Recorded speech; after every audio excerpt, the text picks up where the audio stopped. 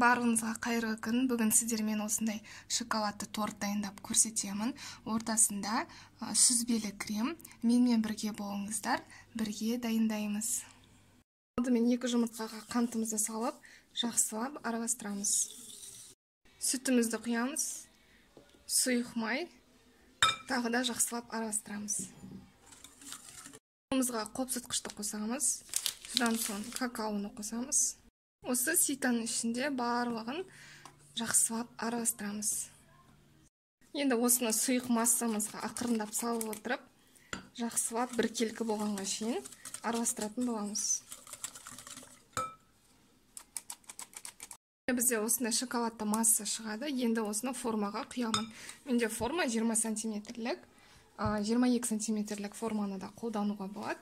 Бірақ пісірілу уақыты кішкене ғана өзгеруі мүмкін. Енді қамырымызды 180 градуста 35-40 минутқа қоямыз. Бізде 30 минут өтті. Біздің пирогымызды қараймыз. Міндетті түрде ағаш таяқшамен тексеріп аламыз. Ортасына саламыз. Біздің таяқшамыз егер құрғақ болып шықса осылай, біздің пирог дайын деген сөз. Енді біздің духовкамызды өшіреміз. Осылай 10 минутқа ішіне қалдырып қоямыз. Суысын кішкене ғана және де көтерілгені басылып қалмауыз үшін. Міне пирогымыз осындай болып пісті, өте жұмсақ. Көлемі егер де 20 сантиметрден кішкентай формаға салсаңыздар, онда үлкен болып көтеріледі. Немесе дәл осындай коржын екеуін жасасаңыздар да болады. Бірақ мен әдейі осындай кішкентай қылып жасап жатырмын. Енді осыны екіге бөлеміз.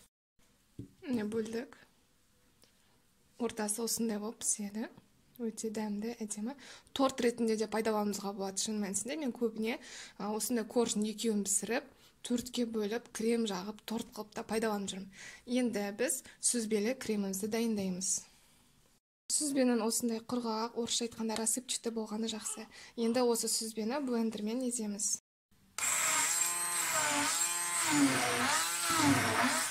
Болған соң сары майымызды саламыз. Бұны миксермен де араластыруға болады. Содан соң қант ұнтағын салып, тағы да жақсылап араластырамыз. Біздің креміміз дайын болды, осындай болып шығу керек. Енді осыны кондитер қапшығына салатын боламын.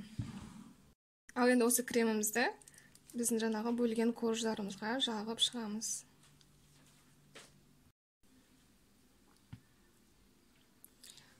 Осылай біздің екінші коржымызбен жаптық. Міне осындай болды ортасы. Енді осыны әзірше тоңазытқышқа қойып қоямыз. 30 минуттай кішкене ғана кремі сіңсін. Енді осы пирогқа шоколадты ганаш жасаймыз. Ол үшін осындай водяной баняға шоколад пен сары майды саламыз да толықтай ерігенін күтеміз. Содан соң өзіміздің пирогымыздың үстіне құйып жіберетін боламыз. Міне біздің шоколадымыз толықтай еріді. Шоколадты ганашымыз дайын. Енді осыны біздің пирогымыздың үстіне құйып жібереміз. Осы ыстық күйінде де құя береміз.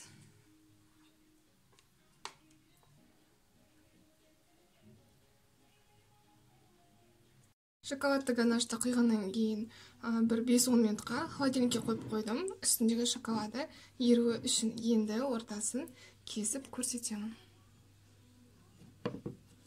Өте жұмсақ кесіліп жатыр. Міне мен жаңағы кескенім әдемілерін осылай әсемдеп, үстіне таңқурай салып әсемдедім. Өте әдемі болып шықты. Тіпті бұны пирог емес, торт деп атауға болатын сияқты.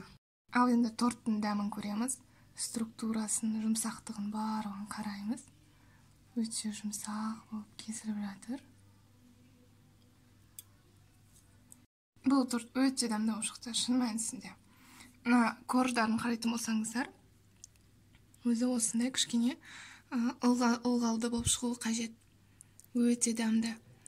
Корждардың дәмі кішкене брауни тортына ұқсайды. Міндетті түрде дайындап көруге кеңес беремін. Өйткені өте оңай дайындалады және де көп ингредиенттерді қажет етпейді. Сіздермен болған Гүлжанат. Егер видео ұнаса лайк басып қойыңыздар. Тағы да қандай рецепттерді қалайсыздар комментарий жазып қоюларыңызға болады. Тіркелуді ұмытпаңыздар, өйткені әлі де көп рецепттер болады.